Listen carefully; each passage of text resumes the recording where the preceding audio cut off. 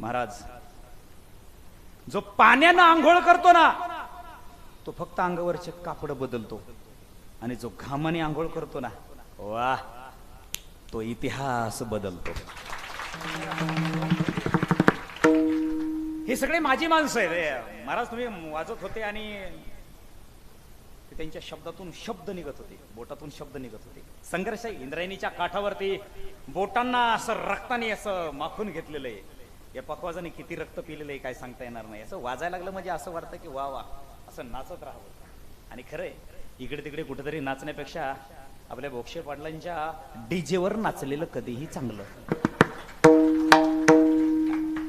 आपण सर्व ग्रामस्थ मंडळी, सुंदर अशा प्रकारचं नियोजन प्रयोजन.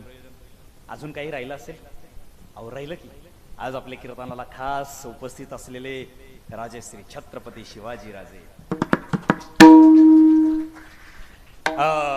वसंतराव, खरं तर मी छत्रपती शिवाजी महाराजांच्या प्रतिमेचं पूजन करूनच कीर्तन चालू करतो. का कोणास ठाऊक, पण मला आवडतं. आता काही काही गावात नाही पटत, ते म्हणतात मग तुमच्या शिवाजी महाराजांचं, मग आमच्या त्यांचं नको का? त्यांचं राहू दे, आमच्या महाराजाचं राहू दे, तुझंच करतो. नाही नाही, राजाचं पूजन का? याचं कारण आहे. अगर हमारे छत्रपती शिवाजी राजे ना होते तो क्या हो जाता?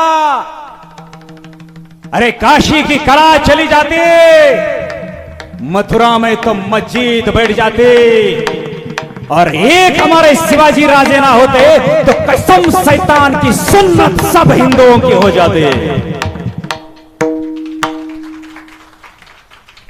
अशा राजांना इन्व्हाइट करतो, राजांना बोलतो, राजे, देवाचं, देशाचं, धर्माचं पालन करण्यासाठी राजे जेवढं रामायण महत्वाचं, राजे जेवढं भागवत महत्वाचं, राजे जेवढं महाभारत महत्वाचं, राजे तेवढंच तुमचं शिव महाभारत सुद्धा तितकंच महत्वाचं.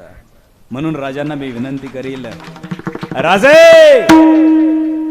राजे या ब्रह्मांडामध्ये, या तीन लोकांमध्ये, या क्षणाला आपण कुठेही असाल,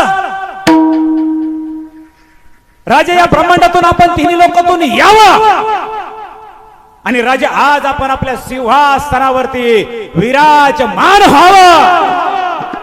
आइए महाराज, आइए, आइए महाराज.